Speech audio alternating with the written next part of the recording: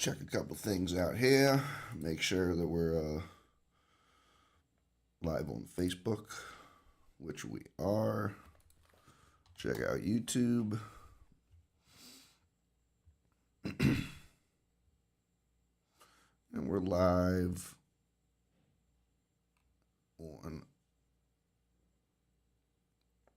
Oh, yeah. That probably would have helped. I guess, whatever. We'll have to change it later.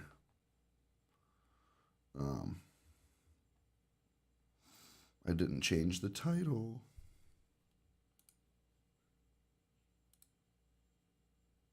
All good, all good. What up, Jim? What's going on? All right, we're gonna hop into this intro, and then I'm gonna bring Paul and Rob up in here. Let's do it.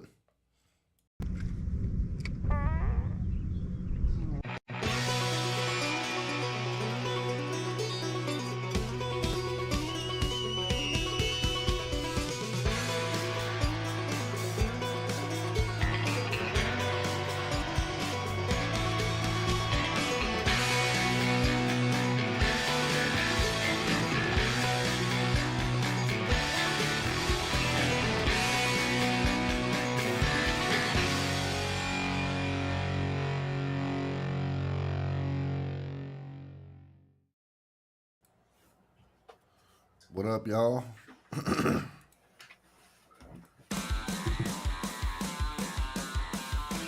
up, Chad? You live now? No, I don't think so. I think he's playing the music.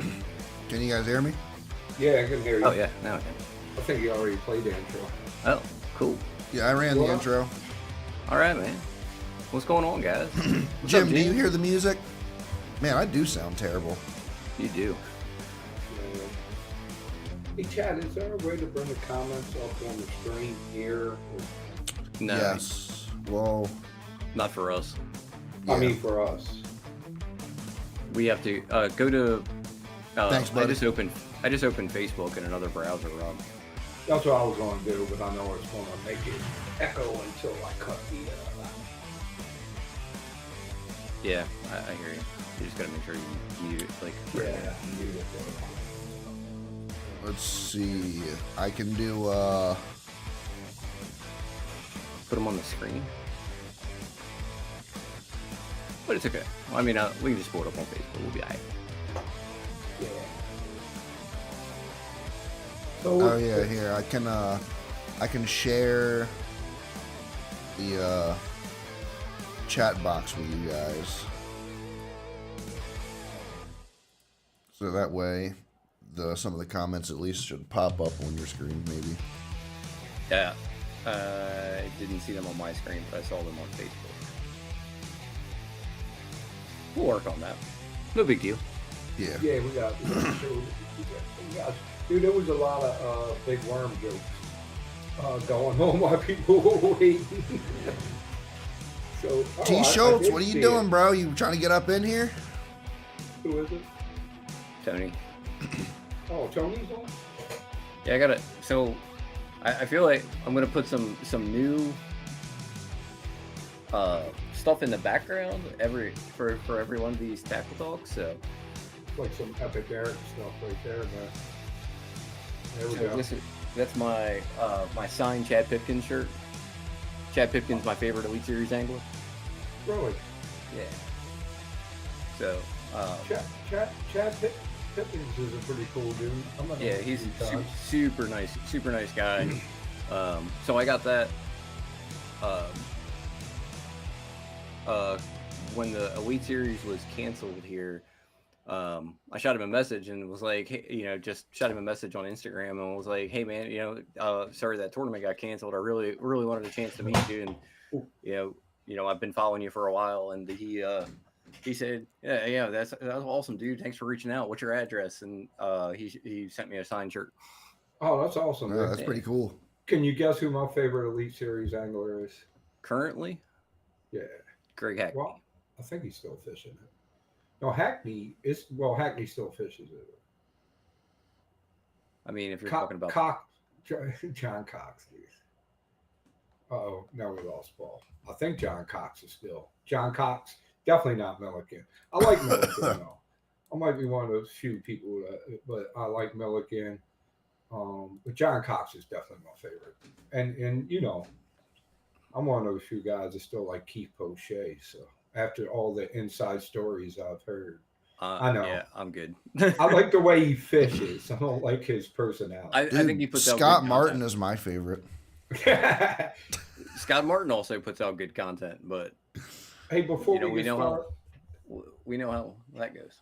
yeah, before we get started on the worms, we do got a. Paul was just talking about. We were talking about BTL Matt Pangrat winning the U.S. Cup. Jim. Heck yeah, big shout out to. Oh, to thank you, Hanger. Andrew. Andrew like Chad. Andrew says Chad Phipps is my favorite. Chad. I'm Chad. hurt, Andrew. I'm hurt. Yeah, big shout out to Panger for winning the Pan American Games. I'm not. I don't think I've ever been on any of the shows that Andrew's been on. If I don't remember, dude. I don't know. Denny Brower is my all-time favorite angler. Obviously, We gotta get him back on the show. I gotta hit him up. It'd be cool to hang out with Denny's cool, Denny dude. Brower again. I've still got plenty of flipping questions for him. I only just begun with my flipping questions that I have for Denny Brower. I feel like you could go down a big wormhole there. He said he likes Chad for comedy content, not fishing content. I mean, if I actually got off my lazy butt and put out some fishing content. Miles is good, dude. What's going on, Mr. Ken? What's up, Ken? You know what? I like Miles. I enjoy Thanks, fishing Ken. with- I've got to fish a couple tournaments with Miles. I enjoy fishing with Miles. Vitamin B, Chad. Hey. Welcome. Ken said, "Welcome back, Chad." Back from Florida. How was that it? young talent will wear you down. So You wanna get into- let's get into what we want to talk about tonight. And this came up in a little conversation that we were having today. I asked the guys if they saw the worm that Alton Jones Jr. was throwing at the MLF tournament last week. I did see it. And Yeah, he was throwing an 18-inch finesse worm. it's like a weird combination of words there. 18-inch and finesse. Finesse, yeah. So it's a very small diameter worm, like similar to like your typical diameter of your typical finesse worm, but it's 18 inches long. So kind of crazy what he was throwing. That kind of got in the conversation of, well, what, Tackle Talk Tuesday, why don't we talk about big worms? And we're not going to go into like the finesse style of big worms. What's up, Steven? Thanks, buddy. We appreciate it. We've got some show and tell. Got some big worms here to show you some different things and tell you some different techniques on how to throw them and when to throw them. When you should throw a big worm. And I'm not showing you my big worm. We don't want to see your big worm. But with that being said, big worms. So Rob, when do you throw a big worm? This time of year, summertime. Summertime is the time when it's hot. Post spawn, from post spawn into summer for me. Yeah, absolutely. Like early summer, not like going into like late summer. I tend to, then sometimes like when you get into like, August, when it starts to slow down and it gets into that tough bite, August is frogging. You start frogging, throwing a little more finesse, smaller stuff. But this is the time of year to start throwing that big worm. We're immediate Thursday nighters on. Yep, me too. So my big worm of choice. I'm going to show. Again, I got some. Show right here. Same way. Oh, dude, hold on a second, man. Let me show you my big worm of choice. There's so many jokes here. I know the big word. Okay, here we go. Hold on. Here's my go-to. So you got the 10-inch power worm. So I'm rocking the Zoom. Oh, you got the Zoom. The Zoom old monster. But is that June bug? No, this is red bug. Lou says, "Does 4 inches count as a big worm?" Asking look. for a friend named Kevin Parsons. I got Lou, Lou, we know all about the big sausage you swing around. So a short and Summer fat, sausage as Lou. long as it hits the gap. but This is gonna get dirty before the end. I can just see It's it. already dirty, dude. What the heck? so my go-to is the Zoom Wall Monster. Like that's my go-to big worm. What color did you say that was? Red bug. Red bug. It kind of looks like the June bug. Yeah, it's a little lighter than June bug. Mm-hmm. Typically this time of year, the grass we've got good grass, and the water cleans up, like up on the flats. So when that water cleans up, I tend to go with a little bit lighter color. If it's dirty, I tend to go with a darker color. My go-to for dirty water is blue fleck, which is similar to June bug there. You won't believe this, but my go-to for dirty water is green pumpkin. I don't know why they fight green pumpkin in dirty water. I know that goes against everything you believe in, but They definitely do. My favorite I think dirty they water. can't see it. No, My favorite they dirty don't. water worm is a Oh. June bug or a black and red flake. Yeah. So, how do you rig your big worms, Rob? Texas rig. Any particular size? Tony, we're talking about big worms, not your little worm.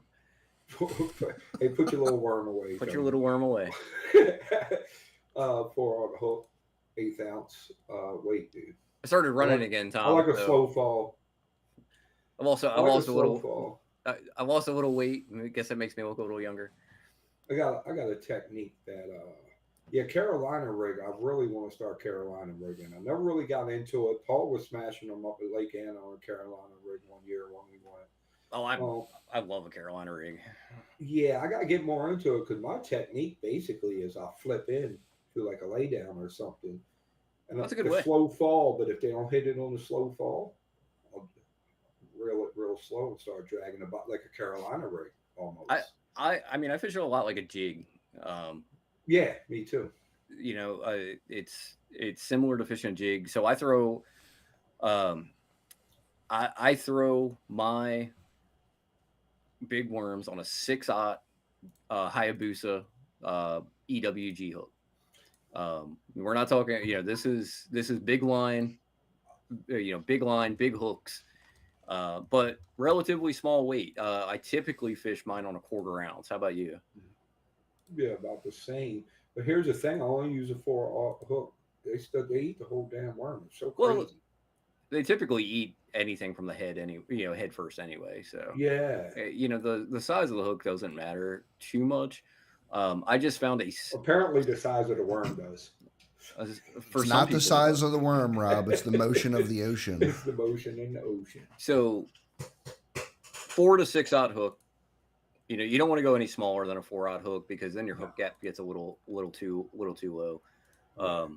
But relatively small weight because you want that kind of slow fall on them. A slow fall on a big worm is deadly, and a lot of times around here, we're not fishing it in deep water. Other places that I've been, I'm fishing it deeper, and I might up the weight a little bit if I'm fishing a little deeper. But here we're not really fishing more than 10 feet. So like 1/4 ounce weight works perfect. If you're in less than 10 feet, if you're in like you're fishing 10 to 20, you might want to up that a little bit to maybe like 3/8. And I will do that. I've done that in Texas a little bit, fishing brush piles and things like that. So these comments are killing me. Yo, I forgot. The comments are It's been legendary. a while. I ain't throw a speed worm in a while, but speed worm is a really good worm. If we're just talking worms in general, over top the grass, speed worm. You guys are not on the topic. You're just talking about worms. We're talking about big worms, bait worm, and from the comments, it sounds like a lot of people don't throw big worms, and you're really missing out. Yep. especially in this post spawn period, those fish want a big bait. This is this is the time of year that you can really catch them on those big baits. Like Chad. Chad likes throwing his glide baits. Post spawn is a great time to throw any kind of big bait, glide baits, and big worms. I'm not into the glide bait game. I mean, if we want to talk about girthy worms, we can do that. I'm gonna say these comments are killing me, dude. Well, it's not a worm, but look, dude. Where are you going there, Rob? The big old G crack. Look at that thing, dude. It's the bellows gill. It's like the big one, dude. Look at that shit. Pardon me. Look at that. It's heavy, dude. Super heavy. There's a girthy worm for you, Luke. Is that that looks like a trick worm? Yeah. This is a Straight King bullworm. This is a 10-inch trick worm style worm. So we're going to talk about the different styles and like how you want to fish them. So this only comes out in Texas. I don't throw that around here.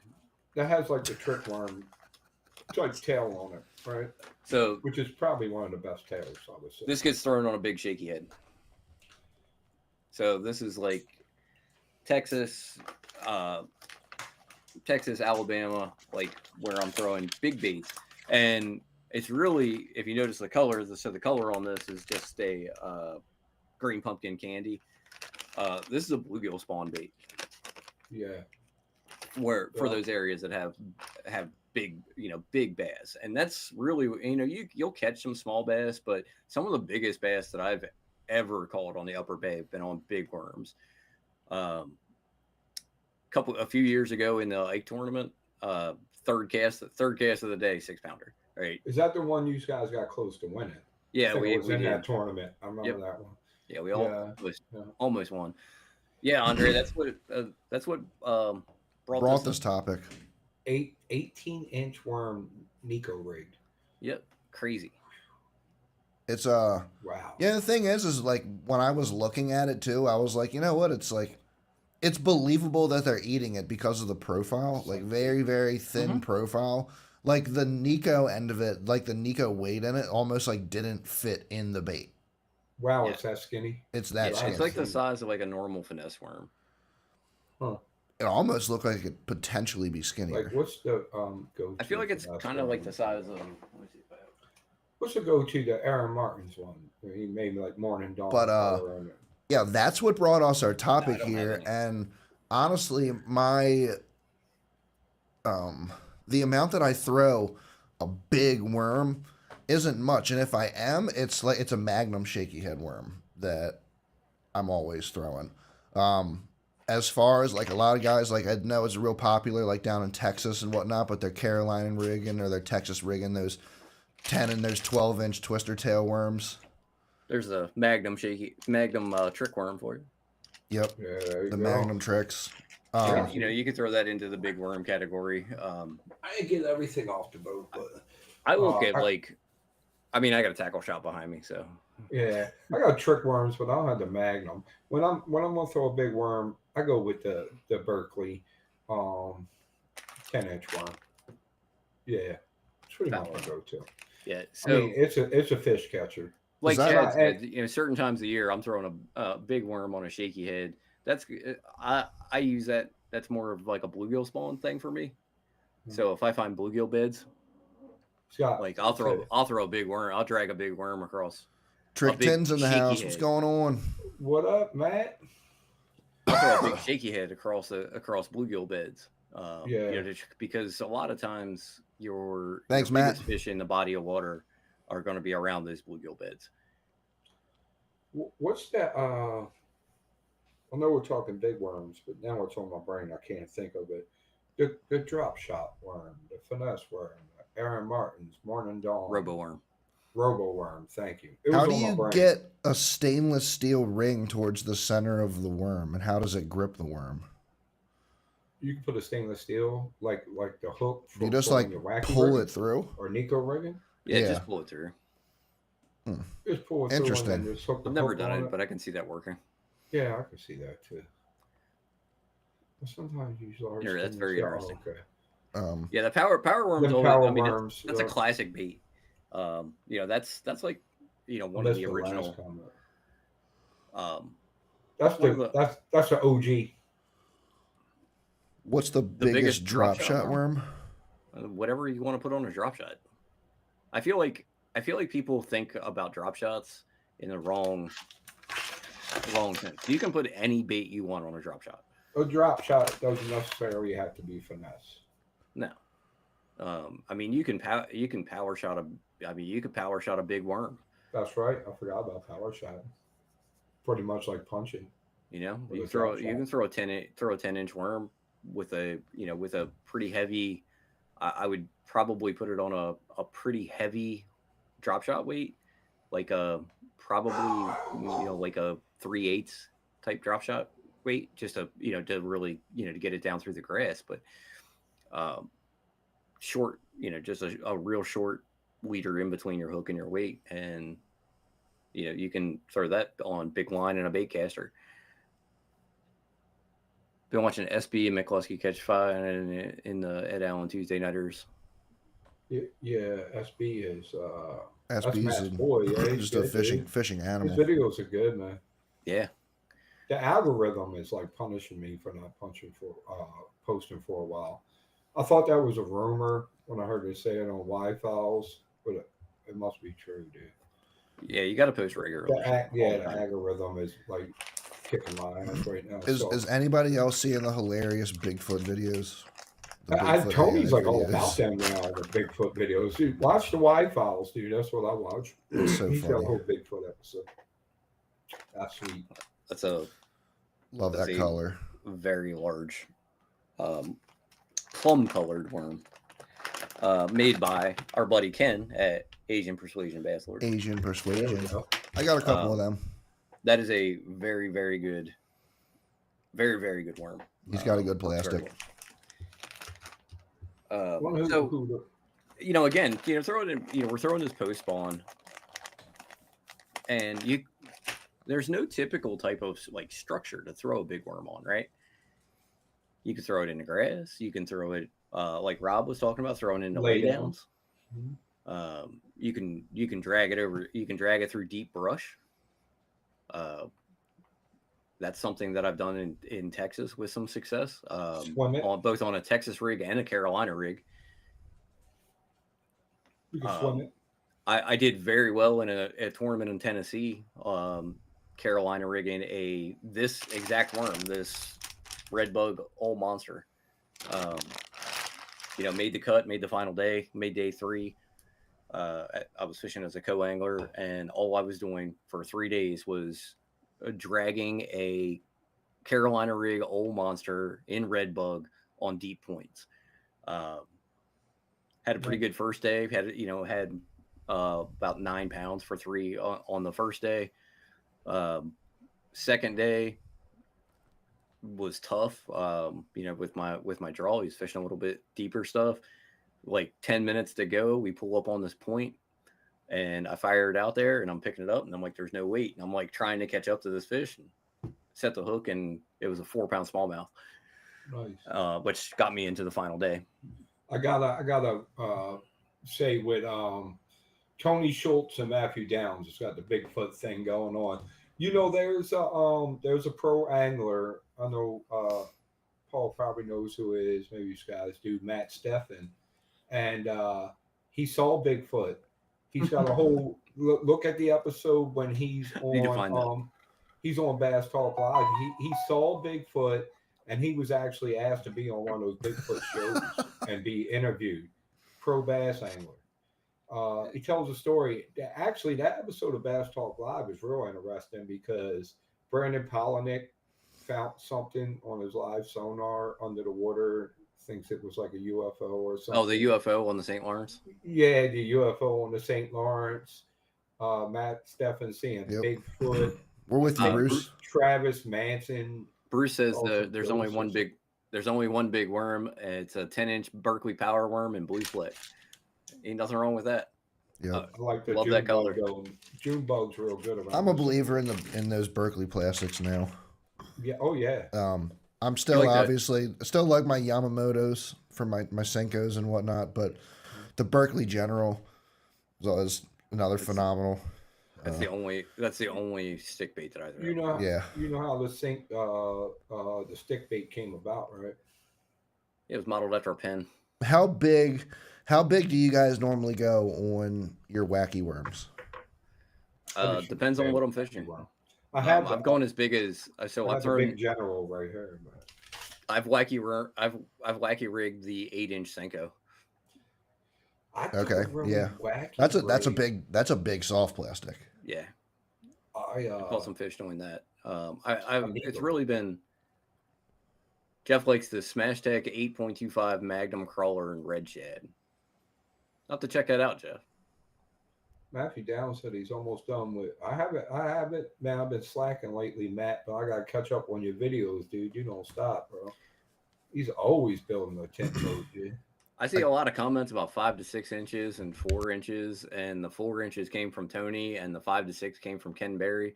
And I don't know if that says anything. If you know Ken Berry, Yeah, I you know what know. you know what I'm getting at. Hey, man, that's racist, dude.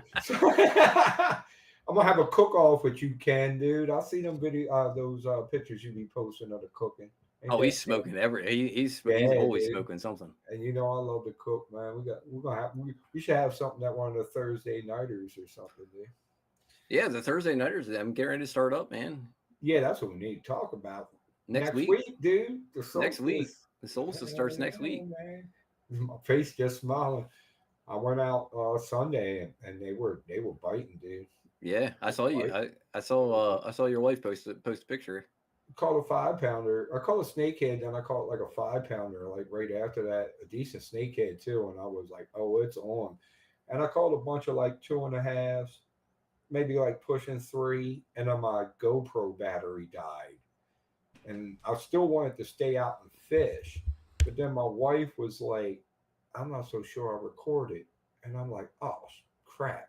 So I was like, she thought she maybe hit record because the battery died like quickly. So she thought she might have hit record when I wasn't catching the fish and it was filming the whole time.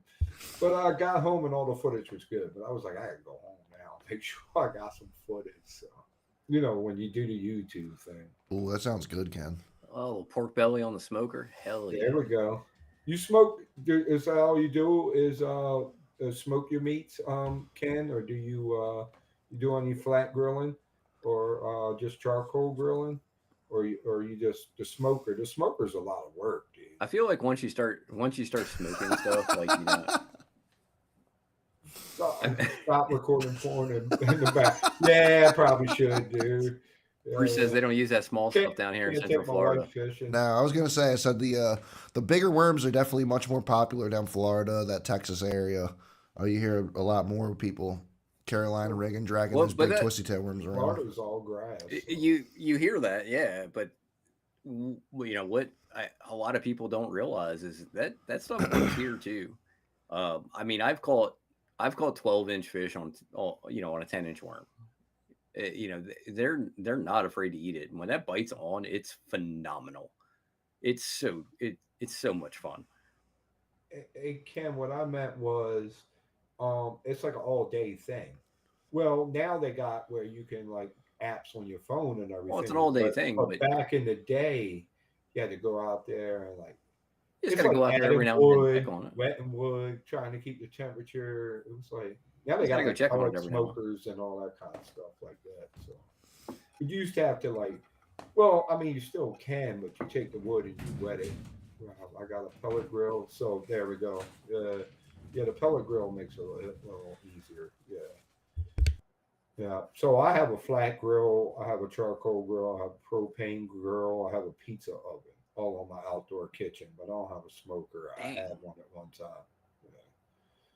you Yeah, I you pretty much booted cook up. outside every day, dude. I, most of my cooking is done on the grill, Yeah. but that's because I'm weird and meal prep everything. And It's so much better, dude. I'll be out there in the snow cooking on the grill, dude. Loving oh it. yeah, Having the time of my life. We're talking about smoking big worms, Bruce. The fish do smoke those big worms. So, Yeah, I done turned it into a smoke. Let's get back on the big worms. do you have any? You have any tricks for big worms, Rob? You throw a big Uh, worm. Yeah, I know you you throw the know, big I mean, worm a lot. I give up like what I do. I don't mind. So you know, I'm a flipper. Yep. So I'll go up and I'll pick a lay down apart. And if you don't know how to pick a lay down apart correctly, there's plenty of videos on it. If I don't, and I like a slow fall, Hmm. right, on the lay downs. If it doesn't get bit like that, I'll start dragging it out from the lay down. Okay. And it's very hard to detect a bite when you start doing that, but when you do, it's usually a good one. So I It'll feel it feels different. It's not like the same bite you get like on a fall or like on a jig when you're just dragging it across the bottom. yeah, It's he does. He definitely flips a big worm. oh yeah, oh yeah. Um, I flip a crankbait. I technically or I usually don't flip the big worm. So for me, I use the big worm to probe those more off the bank You like to drag yours through the pieces of wood. swamp. Yeah, So like back in you go into I tend to fish them in a little if I'm not fishing grass, I tend to fish them in a little deeper water. So find those deeper areas wherever you're at, wherever it might could be doesn't matter. yeah. Could be Gunnersville, could be Lake Fork. But I like to find those a little bit deeper areas, and that's where I really love to throw a big worm and focusing on like the brush piles or that piece of wood that's out off the bank that you can't Yeah. see, but When it's you like start dragging it, you find those things. Yeah. I mean I got enough electronics on my boat. I don't need to drag Well, to find yeah, yeah. You can find it. what you like. I still go old school, but yeah, yeah. I mean, Mega 360 has been that's probably for like big worm fishing is probably the best tool. Like did it's you see not all the so much little? live scope because you can see all of that stuff that's under the water, and that's the Right. stuff that I like to hit with the big worm. Like if Yeah. I'm flipping a laydown, I'm probably throwing a jig, great. But Yeah. How when you get on that how off the bank stuff, what is the Especially when largest speed worm they make? Do they make any big speed worms? I don't think they do. Zoom makes a Magnum speed worm that's pretty big. Our buddy Andrew Blair makes an like a almost 9 inch speed worm.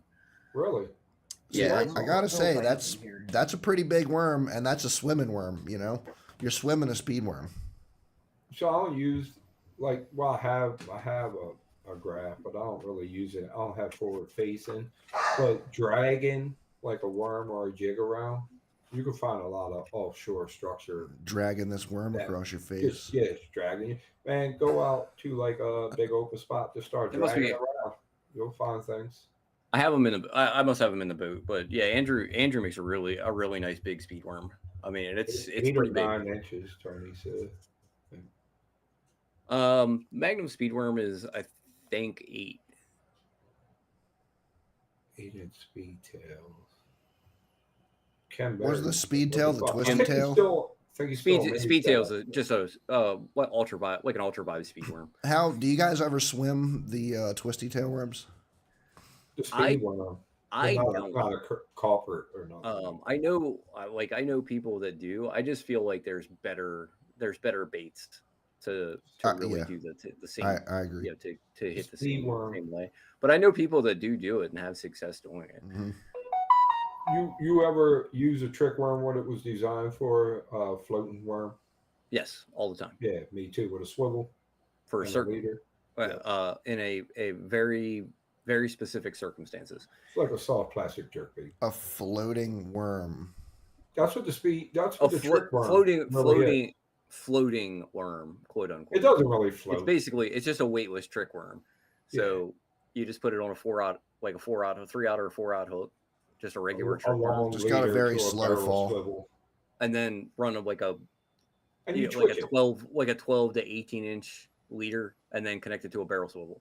The Yeah, barrel swivel does two things for you. It adds a little weight, twist it. so it makes it a little easier to cast, and it keeps your line from twisting. Yeah. What's up, Josh? The And then you man's kind of room, kind of jerk it like a jerk bait. So the 12-inch man's jelly worm, I do not have any, but that is a giant bait, and that's another really good big worm. Old school. And just to go Yeah, back and man, touch on this again, jelly like worms, good this, worm, like dude. your post spawn time is probably one of the better times to be throwing these big worms, right? Yeah, postpone into early summer. Mm-hmm. When they're This time of year now. when they're still eating, when they're still eating good before that like hot summer funk kicks Yeah. in, Yep. is the best time to throw them. Now they'll still eat late into the summer, depending on what you're fishing. So I've been able to catch them like deeper, like fishing brush piles, way later into summer than I can out of the grass. Fishing them in the grass, it's really just like that early kind of early summer type deal. All summer in the north. Yeah. Well, yeah, Yeah, because so the water doesn't get 90.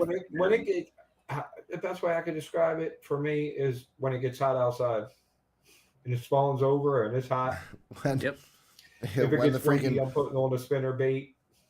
the best If time it's it's hot, not if not it's good to just, throw it basically when the Thursday nighters kick off and the fish don't want to eat anymore. Yeah, they're terrible. I have used them in third. Oh yeah, no, you're right. Yeah, they're terrible. You don't I'm want to so throw them there. slow. Hey, what? A big floating worm. Yeah. I do that not would be know your of a trick big. worm, right? I don't know of a big floating worm, which would still be considered like a floating worm. They got a magnum trick worm, right? Yeah, but the Magnum trick worm it's so full of salt. It's not like like it's not floating. going to give you the same. It doesn't actually really float. It's not like a trick worm. Right. That's Now, all I used to Hey. throw. Like when I first got into bass fishing, like all I threw was I just threw like we talk about floating worms, not big worms, but just a trick worm, either weightless or with like a little like 16th ounce weight was all I ever threw.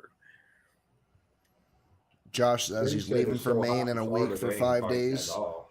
He's heading to New Hampshire in another 4. He said the champion's getting a checkup as he speaks for the trip. That's awesome, man. Hope you guys have some good luck up there doing some fishing. And Jim says he had to start punching to catch a damn fish. It's so hot the fish aren't eating shit down there. I like punching. Punching's Yeah. fun. I wish we had more punching around here. I mean, Well, there's a maybe up lot on of the punching around flats. here. Not down on the gunpowder, but Yeah, it's on the not flats. really on the You flats. used to be the able to punch Potomac- around the gunpowder until there was no grass anymore. Well, the Potomac's probably Potomac, really good. Potomac's really there. You can get on some really good punching bites on the Potomac. The hydrola mats get really set up really nice for punching down there.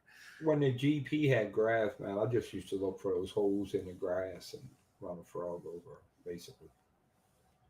Yeah, Well, that's long story short. That's without saying too much, but yeah. I mean, it's again, it's one of those really good punching bites on the Potomac. Jeff likes Like punching Jeff. over frog fishing. Yeah. yeah, I don't know about that though. he's a Potomac hammer. I don't What know up, about that. Dan? That frog Dan? that frog bite's so much better than a punching bite. When it's on. I don't know, man. That's why I like flipping so much. I like a flipping bite better than a topwater bite. Nah. If Dude, I catch them, when I've you told get- you guys when this you- many times, but if I I catch them, know we had anyway, this talk before. you But know when how you feel that tick and you set that hook, dude, I don't know, man. I love it, dude. Topwater, of course. Topwater's fun. Who's going to complain about catching them on topwater? I had one of those bites we dream about on Conowingo on Sunday. When you set the hook and you think you're snagged. Yeah, remember we were just talking Mhm. about that, and then it turns out to be like a 5-pounder. It was big. I didn't get it in the boat. It came off right at the boat, But but it was when you- in that 5-pound range. When you set that hook and it doesn't move, and you're like, and then you feel it like, wait a minute, that's a fish. And Yeah, then I set you the know- hook and it didn't you know move. you- And I'm like, oh man, Feels like you just snagged a log. Yeah, Like, am I hung on something? And then I'm it like, starts moving no, a I little don't think bit. so. That feels like a fish. But that Yeah, the for big a brief ones go second, either like I way. thought I was snagged. the big ones either stay down or they'll run. That's it. He came up and we saw it, and it was a Yeah. very large mouth that came out of the water. Oh yeah. You start to And you feel said- that with that 5 to 6 pound range and above. That's when you're just like, oop, that's a good Yeah. one. That's a Yep. good one. I knew Now, when for I, me, a as lot soon of as I knew it times was a fish, I knew when it I was a big one. a lot of times for me when I do that, I'm yoking into them on one of my big swim bait rods. It feels a little bit different because you're hitting it with a broomstick. You're right. Well, Yeah, I hit this with a crankbait. It was on a crankbait, so Yeah, like Well, that rod just just doubled over, and I'm like, yeah, I looked back at my buddy, and I was like, Mark is a big one. yeah. That's how you know. And it came out of well, the water, and you he's was like, you was "Holy crawling. crap!" You probably was crawling it. The I crankbait. was burning her pretty good. How deep you fish Quickly. in Conowingo? How deep can you fish it? It's really deep, right? I mean, I was throwing like a 12-foot diving crankbait. Yeah. How I gotta get You now? can my fish How own. deep. deep I've will caught you fish a big worm? how deep? What? Throwing it off points or on ledges? Not around here. But I have fished them in Texas in up to 25 feet. Wow. That's pretty deep. Uh, Now, are you watching it on scope, or are you just kind of? So you count it we down.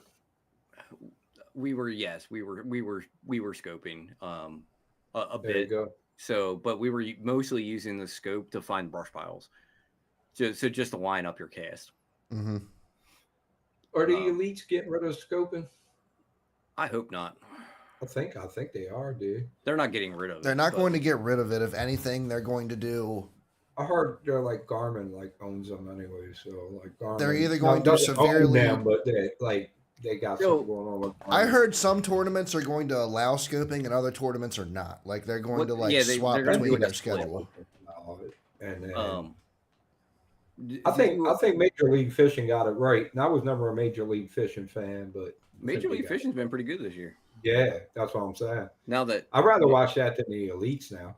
I still rather watch the elites, but it's gotten better. Yeah. Did you catch Dakota Ebear on Mercer's podcast? Dude, he's supposed to come on the show. I got to hit him back up. Probably should have said that on air, huh? So he raised a really good point last I think it was last week that he was on, that you hear all this talk about like, all this money is coming out of baits because we're not selling crankbaits, right? But nobody ever talks about the money that comes into the industry from the electronics, right? Which is why it'll never go away. From the on the professional level, think about you have not just your major electronics companies, but think about the mounts. So we've had to upgrade. We have all these upgraded mounts now for these electronics. We have NBT, making the larger screen specifically for that. So there's a lot of money that comes into.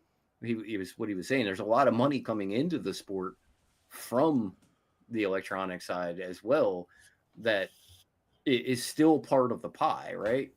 So many of these electronic companies too, just like you're saying, in the development every year of these new electronics, they're focusing more and more on being able to give a better live image picture than, I'm not saying they're not improving 2D and side imaging, but they're focusing so much on trying to give a better live image picture now. But how much more can you improve?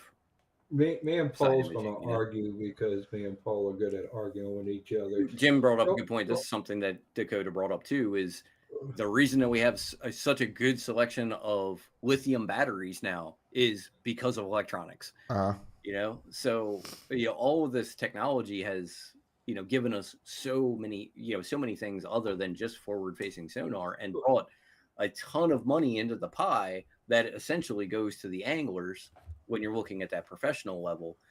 Because so if you start limiting and banning forward facing sonar, that's just taking money out of the pie. That's taking sponsor dollars. But did lithiums truly get developed just because of forward facing sonar, or because they're just overall better batteries? But look at all of the sonar specific batteries that are out, the 16 volts that are out, that came out just to run live scope.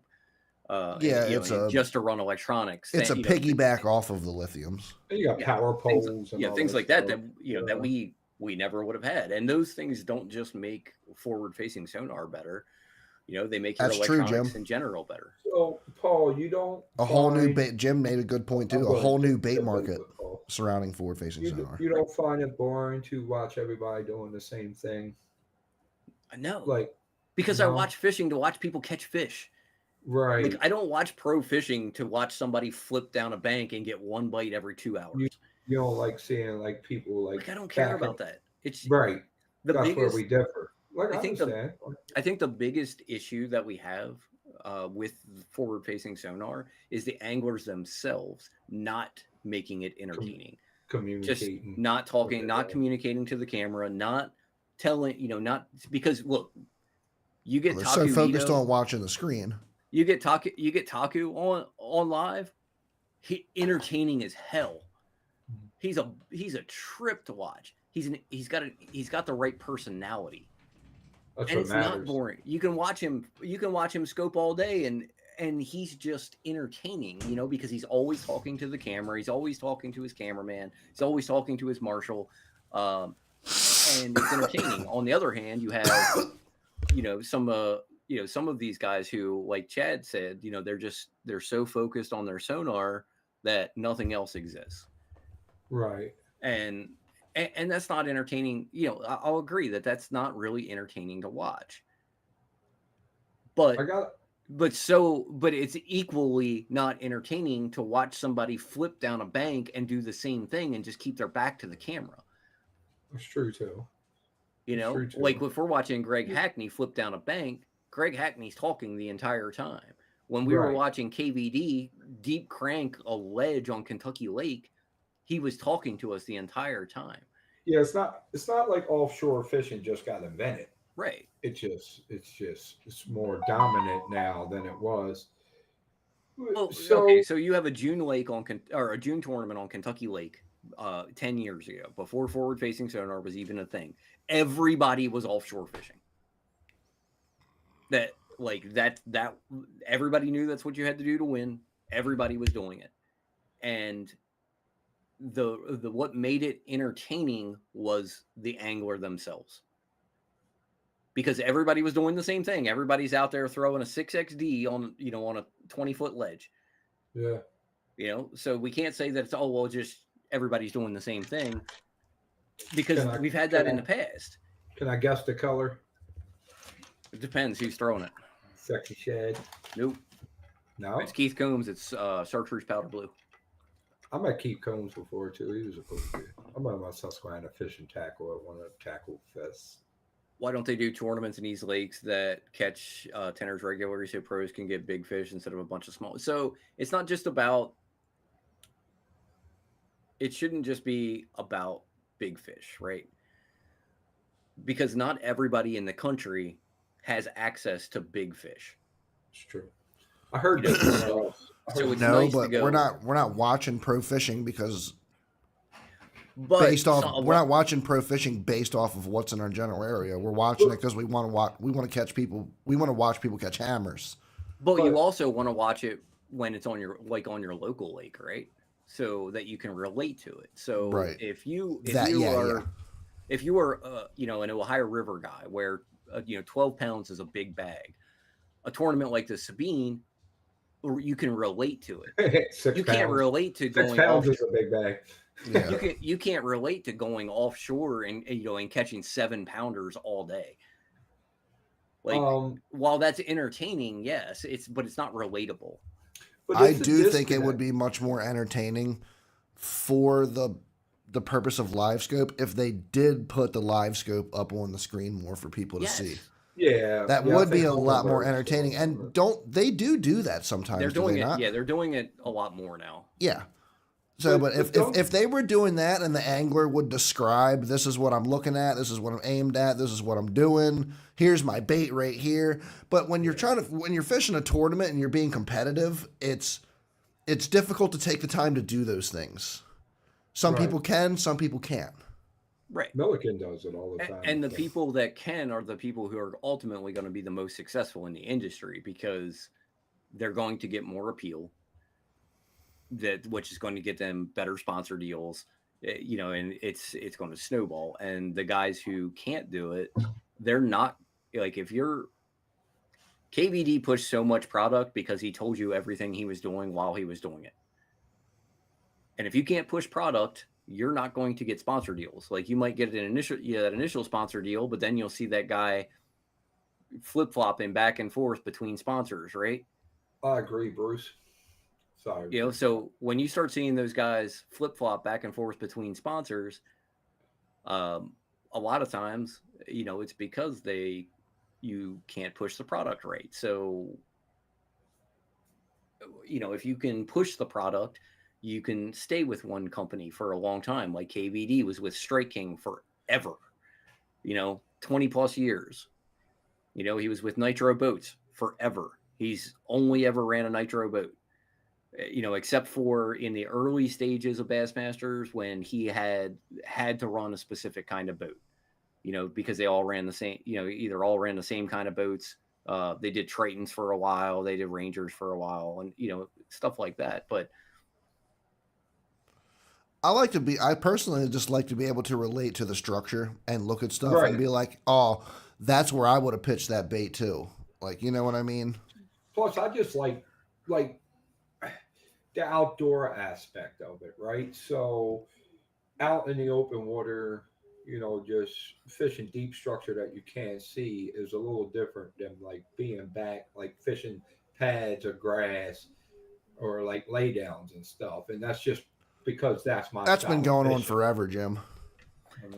yeah, the Mercer has Oh God, Mercer has like a little segment that he does every couple of weeks, fish officially alley, unofficial. yeah. And they were talking about hiding baits and Gerald's, you know, I think it was Gerald Swindle that said, you know, like, hey, you know, when when he was with Zoom and he was like, Ed, I'm not using your bait. And he said, I'll take some what Ed Chambers. you do right now is going with you know, the how you handle this situation is going to affect our relationship going forward. And he said, if you lie about what you were doing now, it does nothing for me. So basically he was saying that you need to have integrity. Yeah. Ed Chambers, crankbait maker, balsa guy, right? He was also the owner of Zoom. And the owner of Zoom. Yeah, created Zoom Plastics. So he was basically saying that I'm dog water at forward facing sonar, so all I can do is flip a jig on trees. Forward facing is pretty tough. It's pretty tough to use forward facing sonar on the stuff we fish, Jeff. When you get older like me, it's hard to see, dude. Too.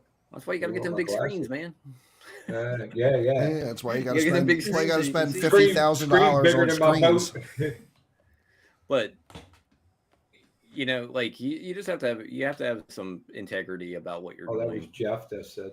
Jeff said all I can do is flip some trees. You know, I would say that the biggest one that I can think of, and Rob, you're probably thinking of this too, as far as like the not using a sponsor bait and then saying that you're using a sponsor bait. Not using a sponsor bait and saying it's a sponsor bait. I know a lot of people did it. Who's the worst one at doing it though? I don't know. Won the classic on Gunnersville. That doesn't narrow it down for me at all. Caught him on a DT6 all week, and then caught two fish. Then caught two fish. What on camera anyway? Caught like two fish on a Livingston bait. No, I want to be out the foe. No, flat top. Oh, Randy Howe. Don't you remember the big stink when Hank Cherry won and he's sponsored by Berkeley, but he was throwing the Vision 110? Yeah, he was throwing. And then he came out with the stunner. Hank. Then they came out with the Berkeley stunner literally a couple months after that. It's not really a knockoff. It's not so much a knockoff. I mean, it has a little different profile, and like I'll give it like it's a decent bait.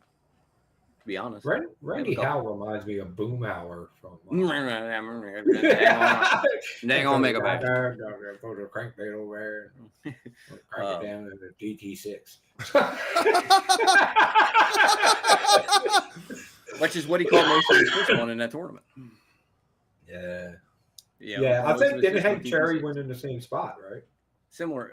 I think it was the same. I think he won on the other side of the Yeah, bridge. Rock Bank. Yeah, okay. It's all He coming was back to he me was now. inside the Yeah. bridge. Randy Howe was outside the bridge, but I call all my fish on a helicopter lure, so I'll throw. that's all I throw, man. If you I don't got to tell believe in people it, about the helicopter just lure. watch that infomercial, man. Did you ever Roland watch Martin the smashed them on it. Did you ever watch the Milliken video that he did with the helicopter lure? No, I gotta watch that though. Find that video. It's pretty funny. Yeah. I missed Bass After Dark this week too, didn't I? What was the topic on Bass After Dark? Anybody? I don't know. I did. That's too late for me. I go to bed at like 10 o'clock. I can't watch that stuff. Dude, I'm a Ken Duke fan, dude. I like He's Ken Duke. Historian, yeah. So, and I like BTC. BTC's funny. Dude, now Chad, I called you the other day because we know a certain person that doesn't have anyone to fish with in a tournament. I don't want to drop, but did he find someone to fish with?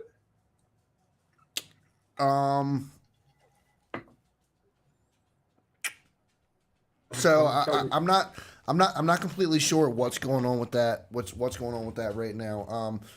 So I'll just put it out there because we're live and we got a bunch of people watching right now. There he is, right there. As you speak, Rob. So I have an idea. So I'm fishing with Tony for the solstice coming up, and Scuba Steve was supposedly fishing with John Hansen. But come to find out, Scuba Steve is actually going to be in Jamaica during the solstice. Sounds funny. He was all focused on the fishing. He was super focused on the fishing tournament and ended up he had a freaking whole entire vacation planned. Also, they're fishing together. He said he was talking to his wife. His wife is like, "Why are you making plans on the 19th? We're going to be in Jamaica that morning." He's like, "Oh, shit." So... Okay, cool. So Little John is fishing with his dad on the solstice now. Okay, so yeah, Little John does have a boat that he's with. I still got to find somebody to fish with. I was thinking about hitting for Little John if Big John was fishing with Scuba Steve, hitting up BTC because they like the the whole Ike Foundation thing going on. Mm-hmm. And see if he was free that weekend. That's a long drive for BTC. I think he would do it, honestly. Though he might. I don't know. Yeah, that's a long drive to come from Jersey. But they worked it out anyway. So he's fishing with his dad, Deborah. How you doing? Good to see you, by the way. Is Deborah fishing? Deborah, are you fishing the solstice this year? Yeah. Are you fishing the solstice? I gotta find a partner. Or are you looking for a boat? You're not fishing with Kevin. Well, I thought you and Kevin are fishing. I'm trying to get him to fish, but Jason wants to fish with Kevin. So I'm pretty sure if Kevin's going to fish. So Jason's coming down for the solstice. Man, this is going to be the solstice, man. Jason's gay. So I got to hit up Rob. Hold on. I'm going to do that right now. Rob Steiner? Yeah. Is that who you're going to fish with? Me and Rob fish pretty well together, so. I'm fishing with my brother, man. I want Kevin to start fishing more, but everything's way... He lives out in freaking... And since Key Bridge collapsed, it's a little tough for him, I think. Yeah, traffic's so bad now. Yeah, man. It's terrible. And it's even gotten worse since all the people have had to start going back to work instead of teleworking. Man. Yeah, that sucks. Deborah's looking for a partner, too. So if anybody's looking to fish this solstice, Deborah's, she's got a boat. It's really cool. She's looking for a partner for the solstice. I think she's looking to be a co-angler. Are you looking for be a co-angler, Deborah, or are you taking your boat? Wasn't that your boat I saw you on the one day? You should have seen Deborah. Deborah was dipping on that boat. And then, anybody else looking? I don't know. I know a lot of people. I've heard of quite a few people fishing, so. Still fishing, because I got a friend that's would go as a non-boater. There's a bunch of people I know that. I have a backup plan if Rob can't fish, so I'll have somebody to fish. What's your backup plan, Tony Schultz? Who's Tony fishing with? Tony's fishing with Chad. Fishing with me. Oh, you are fishing together. Who's Buck fishing with? That might be my backup plan. There you go. That's what I was thinking. I was like, what about Buck? To be determined. throw There me you a go, chat. Buck. We're running to the flats. Let's go. Okay, Yeah. Deborah wants to go out as a co-angler if anybody's looking for partner up with somebody for the solstice.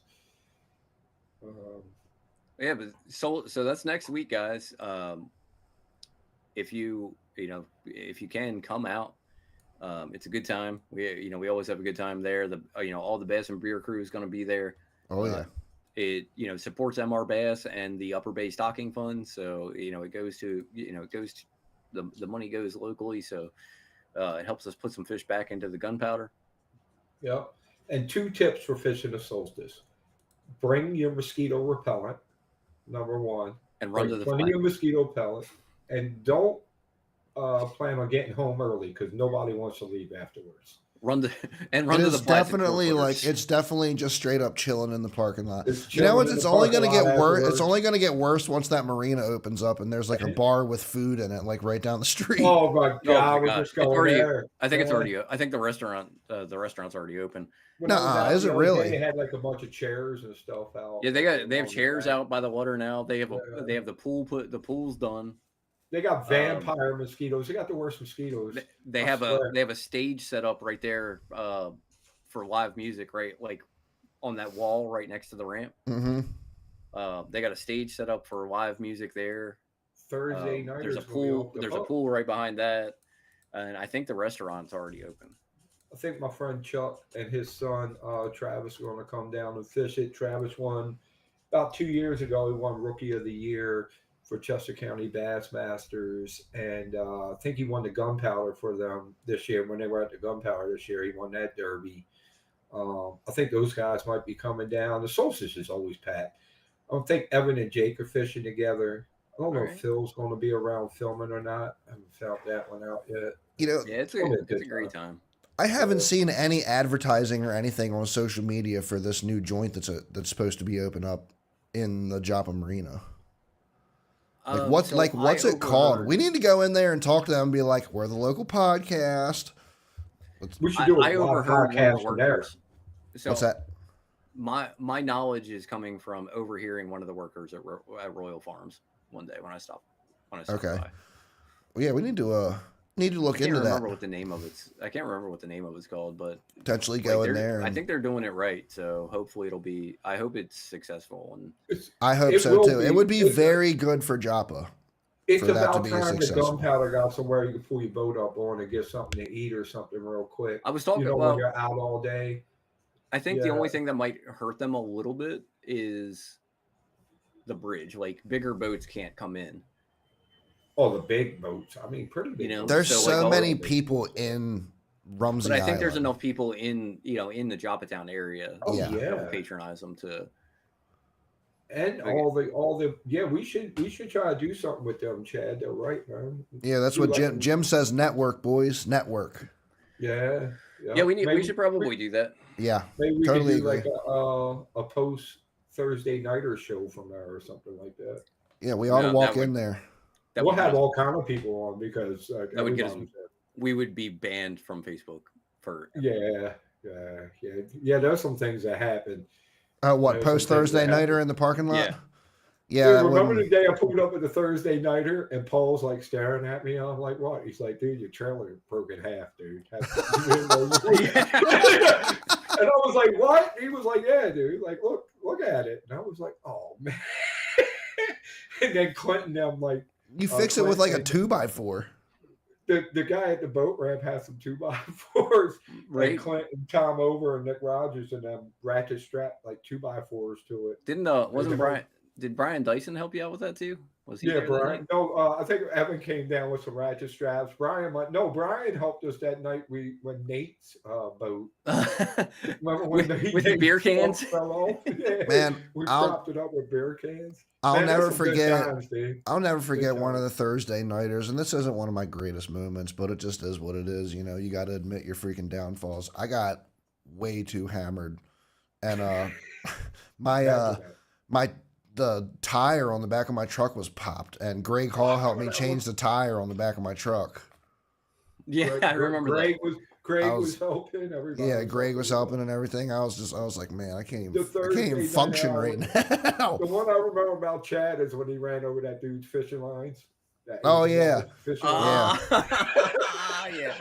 I don't even care about this one right now. I ran over Mr. Miyagi's fishing lines. Dude, he was Ran over his he fishing was lines mad. and then looked back at him and said, "Can't you see the no fishing sign?" He's sitting right next to it. He's like, "You want to kill me? You want to kill me?" Yeah. Oh man, we had some good Chad times. was man. about to commit a hate crime. all those tournaments. No, I told the guy I wanted to hug him. He's like, "You want to kill me now? You want to kill me now?" Chad was just right. He was fishing for the bank. Chad's just like cutting all his lines off. And he's like, "There's no I was just fishing coming line." in to dock my boat. His lines are cast all the way out into the middle of the marina. Yeah, I know, man. Don't you hate that? Because I try to go like around them when I can, but some people got like those big, what do they call those triangle freaking sinkers? I didn't see it because it was getting dark and we were coming back in and I was talking to people and I didn't see it. But like, you also would have thought this guy would have looked over and seen 20 boats. 20 boats coming in and be like, "Oh, I might want to reel my shit in." Yeah.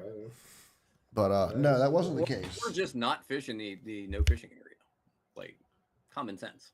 A lot more people are starting to fish off of that pier where they're not supposed to be fishing. And a lot of kayakers. They don't fish know there what all the in- time. And I got nothing against kayaker fishermen, don't get me wrong. And the ones that take it serious, they know the rules. But have you guys been to the boat ramp where you got to like launch in the out? Because like some Yeah. dudes there with All the like time. his kayak Oh, yeah. in All the time. on the end ramp, just like blocking it for like a half an hour. Like, I'm like, I'm just launching it out. Forget it, man. That I'm or on there's my some boat, too, asshole but- down there and they back up into the spot and then they get out and start putting their coolers and crap in there and Yeah, unstrapping the yeah. boat. It's right, like, while wait. they're like, you could have done that in a parking lot. or launch their boat, right? And then leave it tied there. And then like get on their boat and like rigging up gear and stuff. Yeah. Like They'll can just you sit move it there. out go around the other side of the pier or something so other people can launch. Like what the hell? Kevin almost got into a fight with somebody for that when reason. when he was so me and him were out fishing on my boat and like I dropped him off on the dock and this dude was like, there's two boats launching, there's a trailer backing down to pull out, and then this dude is just parked in the other out ramp. Like he's just got his boat parked there. So Kevin he has his kids like holding the boat like right there at the ramp. Right. And like he's up in the parking lot like bullshitting with somebody. Kevin goes up and gets my trailer and backs it down. He just kind of backs it in and then puts it at a little bit of an angle so I can just go around him. And the guy pulls his trailer down and starts screaming at Kevin. And Kevin rolls down my window and says, "I will get out of this truck and beat your old ass." Speaking of the devil, what's up, Jason? So, What's up? I heard you fishing the solstice, man. What up, Jason? Yeah, Well, dude. The I other now have thing a that partner people for the do that solstice, pisses so. me off is they pull their boat out instead of going into the parking lot to strap it down. They'll stop right there in the exit. And like, not to kinda wanna mention, just like, if you're gonna pull your hit truck, him in the face with a big worm.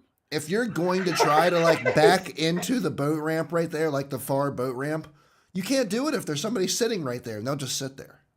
Right. Yeah. Like pull up Yeah. into the parking lot. Yeah. Like it's one thing, like if it's like a random Monday night and there's like two trailers in the parking lot.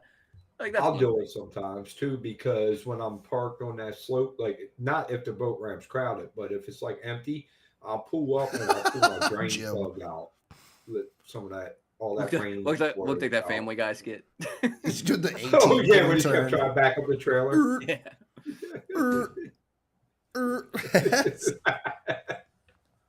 That's classic. The, dude. the funny What- thing about the guy, so this guy that Kevin almost got into a fight with, like he gets out of his truck and like walks over and starts yelling at Kevin, and it, like the amount of time that it took him to yell at Kevin, like we pulled out our boat. Like you want to cause a big deal because you were up in the parking lot talking, and then when you were ready to go, you expected everybody to wait for you to come down and pull your boat out. And it literally took me 30 seconds to pull my boat out. I can load that Champion. Like I can't load the Skeeter quite as fast.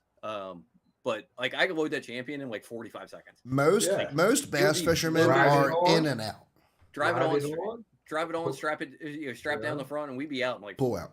30, 45 pull seconds. out and strap everything down. I've always tell me, is this would be kind of a cool idea? I think like I've always thought that it would be cool to do like a load and unload like timed like tournament, like who can back their boat in, dump it off, and then have their co-angler run it back up on the trailer and pull out and be in the parking lot and strap down the fastest. Dude, I don't even tie my boat up to the dock. I launch and let it float off and just jump on it. Yeah, I'm sure you've seen it on my video. I just use my Yeah. power poles. One day, I just- one day I that's just, gonna I bite just me. let it float off. I let it start when it starts to float off the trailer. I just put my poles down. And Yeah, you got poles though. I ain't got no poles. Dude. Yeah. Mine's just drifting alongside the pier, and I just go down there and Some- jump on it. Sometimes I have 3 poles. I think there should be a separate driving test if you're going to pull a boat or a trailer for that matter. You My should have wife to know how to pull a trailer and how to back one. But I launched the boat. My wife goes up into the park, the truck, and I'm like down there waiting for her. I'm waiting for her. I'm like, what the hell's going on? So I tie the boat off. I go up there. She had cut the corner too quick and clipped somebody else's trailer with my trailer. And there's like 5 freaking dudes there, like trying to help her, like lift my trailer up off the dude's trailer. So that's that. So I'm like, what the hell's going on, right? So it broke his tail light. So my wife left him a note, like, sorry, or whatever. Here's my phone number. I paid for the damage or whatever. So the dude calls us later, and he was like, you know how many times that my trailer light has gotten broken at the boat ramp? No note, no nothing. Just the fact that you left a note. Like, don't worry about it. Yeah. Yeah, I mean, shit does happen, but Yeah. I mean, Well, she shouldn't. She's not allowed to drive with the trailer on the back. I had that happen. Same thing happened to me. My trailer was parked. I pulled up in the parking lot and I see my tail lights hanging out. And lady left a note and said sorry. And I called her up and I was like, well, you didn't do any damage to my trailer. Like all it did was knock the tail light out. It didn't bend anything. It didn't break the tail light. It just knocked the tail light out. I was like, but I really appreciate you leaving that because my champion trailer had been hit in that part in the Joppatown parking lot three separate times, and she was the only person that ever bothered to leave a note. Yeah, just a little common. The boat ramp needs more common sense and courtesy at it. And then you're pulling out, and then DNR stops you. Hey, what kind of fish are you fishing for today? How many did you catch? Well, I ain't got time for this. I done did this. I talked to that guy's super nice. I talked to him all the time. I did that survey so many times, though. They do ask some really, really weird questions, though. Yeah. Did you fish any saltwater today? Yeah, I drove all the way to the fucking ocean. Now I'm back. Well, no, they Is any shark today? They ask about brackish. They're asking about brackish water. It's brackish water. Technically, we're fishing brackish water, but I had another run in at the boat ramp, and I pull up and I launch my boat and park my trailer. Yeah. And this guy's trying to pull his trailer out to go load his boat, and somebody had parked like really close to him. Like the next time, like this dude's about to he's back there like starting to unhook his trailer, and I'm like, hey man, like everything okay? You need some help? And he's like, oh man, I can't get out of here. And like I just like looked over and was like, you mind if I drive your truck? Dude, I got a story like that. I just pulled it out, and he's like, dude, I never could have got that trailer out of that. Like Matt said, us that launch all the time, we're in and out. But anyways, so I pull up to the boat ramp one day on the boat, and Clint Clayton's there, and Clint's like, Rob, you missed everything. And I'm like, what are you talking about, dude? He was like, well, first of all, these guys launch with no plug in their boat, so their boat's like sinking. And they're just standing on the pier, not knowing. I was like, why don't I jump in the water, put the plug in, first of all, right? And then he was like, and this guy's been trying to back up to the boat ramp for like 30 minutes, and he can't get it. So Clint goes over there. He's like, dude, you want me to do it for you? So Clint had to back the other dude's trailer down in the water and pull his boat out for him. But it turned out to be that the guy that couldn't back up with the trailer, it was his dad's boat. His dad passed away, left him the boat. He had no experience. Yeah, And I those things told him, happen. I was like, dude, when I first started, I would go up to the school parking lot by my house and just practice. Back Because it I into didn't a want to park. get at the boat ramp and tie everybody up. And, Back your trailer into a parking spot. Go to an yeah, empty backing parking lot. in and Go out to and an empty parking lot. practicing. Back it into a parking spot. Do stuff like that to Or go practice. to the There, boat ramp when you know it's going to be mostly empty and, practice then. But you don't want to show up at like Saturday morning and can't back a trailer up So because, yeah. I think my funniest ramp story was at Tidings, and these kids were launching their boat and they were going out to Battery Island, and like they launched their boat, and the other kid, like one kid's in the boat, like, man, there's all this water coming in the boat, like I don't know where it's coming from, and I'm like, yeah, they definitely didn't put the plug in that boat, But, and the other guy just like starts up the big motor and was like, nah, we'll be all right.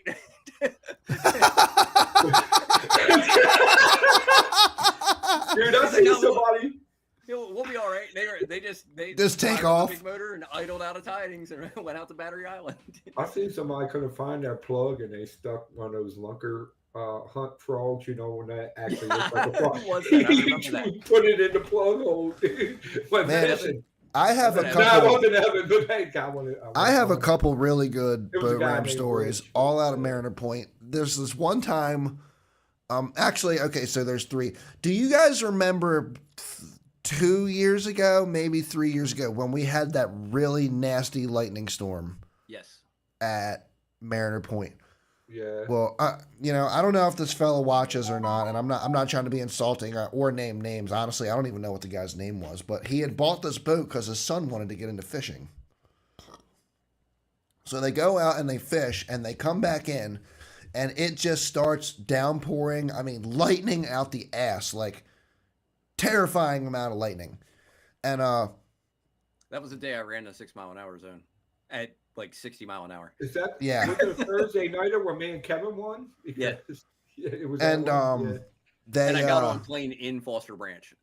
Then it stopped, and then Paul launched again. He's like, "I'm going back out." So this guy, his son is just standing on the boat in the pouring down rain and lightning, and the dad is just.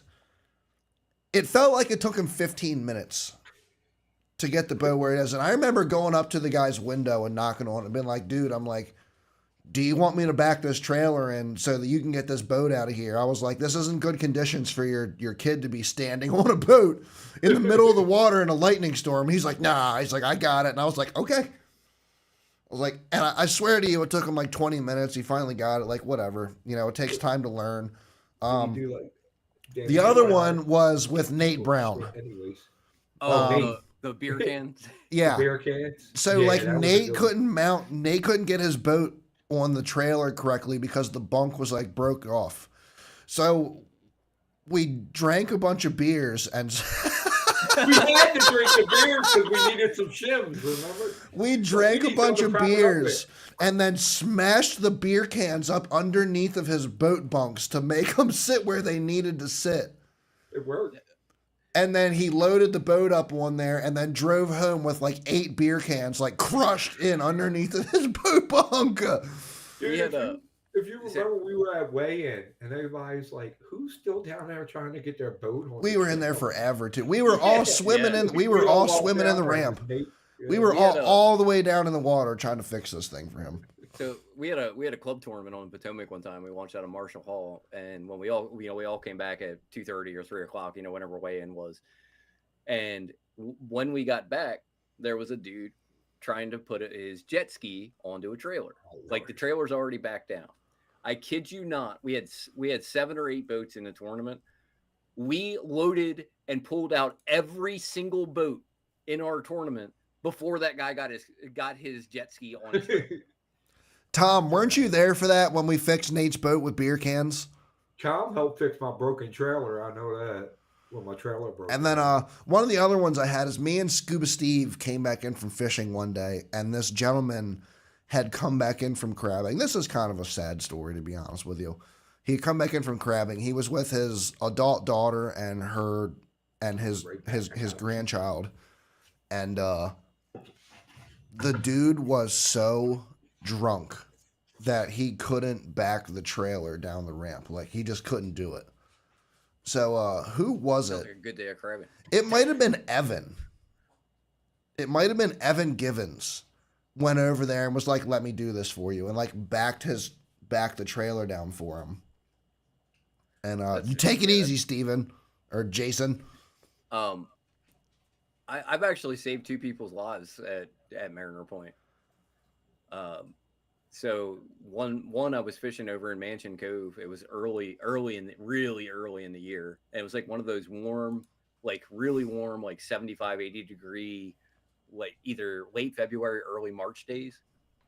And like I'm up in Mansion Cove, and like I see that there's a guy, I see some kayakers and whatnot, like at the mouth, and like I didn't pay any attention. I'm just fishing, and all of a sudden I hear this girl screaming, and her dad was in a canoe, and he flipped his canoe, and when he hit that cold water, out of shock, like his brain went to, I need to swim to these docks over here. So he swam away from the bank, like because he was only like 15 feet from the bank on the wood side, and with the cold water, he got to the middle of Mansion Cove, and the tide was up, so like middle of Mansion Cove is like 7 foot deep, right there at the mouth, like so it's not like he could stand up. He got to the middle of the cove, and I'm watching his head bob, like under the water. So like I just yanked my trolling motor up, and I on pretty much on plane down Mansion Cove, got up to him, like he had no life vest on, like grabbed him up, got him up on the back of the boat. And this is the worst part of this story. Got him back up. We got his kayak flipped over, or he was in a canoe. Got his canoe flipped over, got the water out of it, and like he's trying to like offer me money for helping him out and stuff. Like I'm like, dude, I don't want any money. Just do me a favor and put that fucking life jacket on. And like he's like, all right, man, okay, thank you so much. And like I'm on my trolling motor, and like I go back to where I was fishing up in Mansion, and I look back, and he's paddling away without a life jacket on. Like that dude almost died. That dude almost died in front of his 2 daughters, and still didn't put his life jacket on. Just paddled away. Yeah. The other one was right at the ramp. Guy was launching like a bayliner, and he like the motor was still in gear, and it drifted away from the ramp, and like he leaned out to like grab it and fell in, and like the boat is just like idling out away from the ramp, and he's like hanging on to the side of the boat. Oh wow. And like I had just came, like perfect timing, like I had just came in, I was getting ready to launch my boat, and just I just trolling motored all over to him real quick, and we got the boat. We got the boat where it might have been the current might have pulled the boat away, from the ramp. The tide might have been going out. It might not have been in gear, because I just grabbed a hold of the boat and trolling motored it back over. Like he held on to the side of my boat. He couldn't he couldn't physically like get up into my boat, and like he just held on to the side of my boat, and like I held on to the gunnel of his boat and pulled it over to the ramp. What's up, Nate Brown? Once we got over to the ramp, he was able to get over the ramp and then work his way over into the ramp where he could get out of the water. But like two really sketchy situations that happened relatively close to the boat ramp, that could have been prevented from. One, always wear, like if you're out kayaking or canoeing, like wear your life vest, please, especially when the water is 48 degrees. And I don't think a lot of people realize that, because it was like like I said, it was like a 75, 80 degree day. That shit'll make you hyperventilate. March and February. You'll lose it. Well, quickly. That's what happened. He hit that cold water and he just went into shock. And like he was literally 15 feet from the bank, where the riprap is. Like he could have just, if he went that way, he would have been fine. But because when he hit that cold water, it threw him into shock. His brain went to, I need to go to the docks. So, he instead of going a quarter of the way across Mansion Cove, which he could have went right to the bank and stood up, he tried to swim 3/4 of the way across the mouth, to the docks in 48-degree water, and like if I hadn't been there, he would have died. People Yeah, panic That and they guy do crazy 100% would things. have died. It's, you know, we can sit here and we talk and we laugh and we make fun of people doing dumb shit, but in all reality, you know, we're out there. We're all out there on boats, pleasure boaters and bass boats alike. Whether you're fishing Kayakers, competitively, kayakers, pleasure boaters, we all need to help each other. Look out Because for just each other. like Jason said, man, like shit can go wrong very, very quickly out there, and you don't realize how fast it can happen, and you don't realize how bad it can be. So many people go so many times, and they're just like, it just doesn't, it won't happen to me, but it can happen to you, and it will happen to you eventually.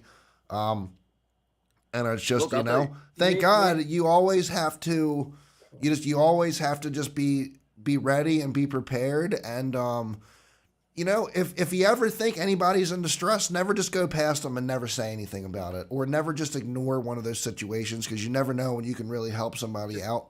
Yeah, For yeah, example, definitely. you know, I wasn't in a life-threatening situation a couple of weeks ago, but all the batteries on my John boat died, and my water pump wasn't working on my motor, so I had no way to move, and my dumbass took the paddle out.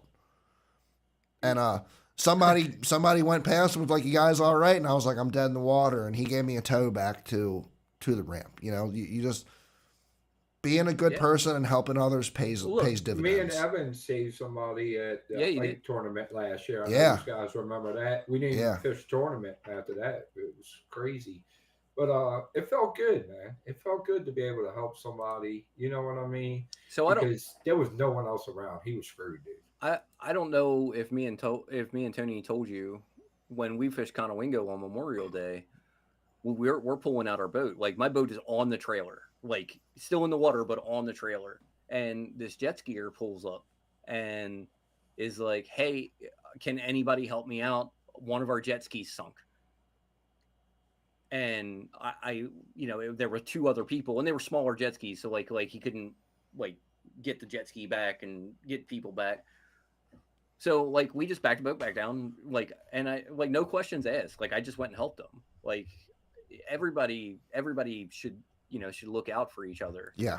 You know, and like I'm expecting, like I thought it was going to be more of a dire situation than what it was. But they were able to get the jet ski over to the bank. You know, pull the jet ski with, you know, with the other one, get it over to the bank. I helped the guy work on it, you know, work on it a little bit, or I didn't help him work on it. I gave him some tools, because the hose clamp for the exhaust on the jet ski came off. So it let all the water into the jet ski, and pretty much, you know, was sinking the jet ski. And you know, they were stuck. Like they couldn't get that jet ski back. They couldn't get that jet ski back and two people back there. It was the guy, and I think it was his daughter and like his son. And you know, so like I just went down there. I found, you know, went down there, found them. You know, pulled up. They made their way over to like a little floating dock. So I pulled up to the dock and gave them some tools to kind of help them fix the water coming in, and then we just strapped it. You know, we just tied it to the back of the boat. Luckily they had a tow rope, because I didn't have one in the boat. They had a tow rope, so we just strapped it to the back, pulled them in, and it was like you said, Yes. Rob, like it felt good to help people. You did, Yeah. Yeah. You gotta help Better than people. winning the tournament. You- Like, you know what I mean? Like you know. I wouldn't be start able to go to think, like, sleep at really night follow knowing the that I day. just went past somebody that was in distress out on the water. I couldn't do it, dude. There's no way. Like I'm at least gonna stop. Like if I see somebody that I think is having some issues, Stop and ask. if they, hey, you need some help, or what's going on. You know how many times that's happened to me too, where I'm just like sitting there and somebody will just trolling motor past me and just be like, "You guys good?" Yeah, Yeah, we're good. I seen Roy on the water the other day, and he. What's was up, having Tommy trouble Walker? with Thanks for his joining the motors. show, buddy. Pray for Los Oh. Angeles. Matt, good to see you, man. Haven't seen you on the show here in a while. So Glad when I went to by, have you. When I went by, Roy was like, "Dude, you all right?" He was like, "Yeah, it's just flooding. I'm good, but thanks for stopping." The funniest story, and I'm not going to tell it, but to lighten the mood a little bit, but the person involved has to tell it because he could tell it way better than me. Is when Brian Dyson flipped his kayak in front of Jacob Wheeler. Yeah, you got to hear him Yeah. tell a story. Was dude. it because he was laughing at Jacob Wheeler for running his boat up on that rock pile? What made the story so funny to me was that Brian starts. He was like, you know those ascent. He was like, I think they're called ascent. He was like, you know those ascent kayaks? Those things suck. And then he gets into the story how he brought one and he wound up flipping in front of Jacob Wheeler. Yeah, I had one. I fished when my boat motor was blown up. That's what I had. What's the new PB, Matt? I knew you broke it a couple of weeks ago. Was it that 7-pound range? Who is it? Matt Newberger. Oh, I can't. I was gonna say I can't see that. The Yeah, comments man. pop up Jason, on help it. your competitors. That it comes back around. Yeah, like I'm. 7 pounds, 10 ounces. That's biggin'. I'm not. I mean, behind I towed Frank in a tournament one time. Like, and 26 inches. That's a big fish. I had an hour left in the tournament. Like, I mean, I did not have a limit yet. Like, I mean, I could have used those fish, but you know what? Like Frank needed to get in. So, like, Imagine if Frank called you and you were just like, nah, and hung up on Frank. Right. Hey man, I ain't got my limit yet. Frank, call me back in like an hour, dude. I probably should have because he caught 23 pounds the next day and won the tournament. God damn, Frank. That is so funny, dude. Like, I think I ended up- like Frank, your best friend, calls you and you're like, nah, I need another 3 pounds. See you later. I think I ended Frank up. would have probably laughed. He's funny as hell, dude. I think I ended up third or fourth in that tournament. Who's Like Frank? I caught a good bag the next day too, but Oh, I think I had like 18 pounds the next day, but Frank had like 23 the next day. who's he fishing the solstice with? Dave Water. That's a good team right there, man. Yeah, they're. I'm sure you know. There's a Logan- couple people that show up to the solstice where I'm like, y'all should not be allowed to fish together. Didn't Logan Right. and Victor? Logan and Victor won it the last 2 years in a row, didn't they? Or am I know they won it wrong? last year with like They won it 15 last year. pounds. Yeah, I Yeah, I that matters, honestly dude. like I want to fish the solstice because it's the solstice, but I've lost my competitive edge for the solstice. If you're gonna have 3 or 4 boats running down to the flats, like I'm not gonna win it up here in Joppa. it's 3 fish limit. They're bringing back 15 pounds. Right? It's kind of Like hard more to than keep you- with, man. it's like a 5 fish Yeah. limit out of Joppa Town. You know what? They Right, caught yeah. 15 pounds and they were back early. yeah. Well, I saw them so I was up there, and I knew they had to have them, because me and Rob are like out on the flats, and we'd only been fishing, we'd been fishing for like 45 minutes, and then I see them run down the main channel running back, and I'm like, Rob, I think we're in trouble. Lil Yeah, John, that's you gonna some purchase some hammers, dude. jackhammers now? I think Victor might have won another Thursday nighter last year too. I believe him and his girlfriend won one, Yeah, or his fiance. Yeah, he was fishing the juice. I've seen where he was at. I'm just gonna call it the juice for now. Those that don't know, I know you guys know. me and Candace ran to the flats and won one. Yeah, Yeah, like this. I think it was the second one, the second tournament, maybe. who's that? After the first one after the What- solstice. What does I say, Lloyd? Lloyd, what's going on, Lloyd? What's up, Lloyd, what's going on, buddy? Man, Hey, this guys. show turned into be a hell of a show, dude. It's a Yeah, good it was show. good. Great show. We're It almost went at 200 went comments from big tonight. worms to boat ramp stories, man, but it was fun. See, you don't always have to have a topic. Just let it flow. Hey, that topic got us a lot of comments. Yeah. Maybe not Yeah. the right kind of. Now we realize that all our comments, watchers are perverts. So I'm just joking, of course. 12-inch bass, that's all I say. What are the average weights of like a 12-inch bass? but about a pound. Oh, I don't know, pound. Is it a pound? It's about a pound. I don't Yeah, know. Yeah, I would say about a pound. it's about 0.8 pounds for a small mouth. I mean, I guess technically it could, depending on if they're full or not, it could get slightly heavier. Yeah, it can go I've had line burners that were like a pound and a quarter, and I've had line burners that were under a pound. Yeah. I am not gonna lie. I like fishing lighter line and lighter rods because it makes smaller fish feel like tanks. It just makes it more fun. You know what I mean? Like, put the sport back in it. Yeah, but then you hook into a 5-pounder and you're like, oh my God, what do I do? What do I do? What do I do? Lloyd Yeah, said exactly. Anything over 3 pounds, you're like, what am I doing right now? Like, get the net. Our club tournament on the gunpowder, I caught Lloyd said he's making a run. I was skipping a Senko, a spinning rod, and I hook a 4.5 pounder, and like this thing is like jazzed up, like pulling me like around dock pilings and stuff, and it's like completely around dock pilings, and my buddy that was fishing on the back of the boat was like, "How the hell did you land that fish?" Dude, I had one. I don't know. I had one on Sunday. It was just small fish, but it came up on the laydown and it got stuck on the laydown. And I guess that made him like mad enough that he just started going crazy and then flipped up in the air like 1.5 feet and got off the laydown and came down. I was like, man, I wish I would have got that on video. It was like so cool to watch. It was. All right, guys. Well, I got to jump off here. Yeah, I got to jump off here too, man. Good show tonight, boys. Got to pay them bills. That's right. We appreciate everybody that joined our Tackle Talk Tuesday tonight. We're going to keep these things going. Yeah, we're going to keep them going. It's been a good time doing something midweek, and I believe we will be back this Friday for another episode of Friday Night Shenanigans. Who knows what the topic's going to be.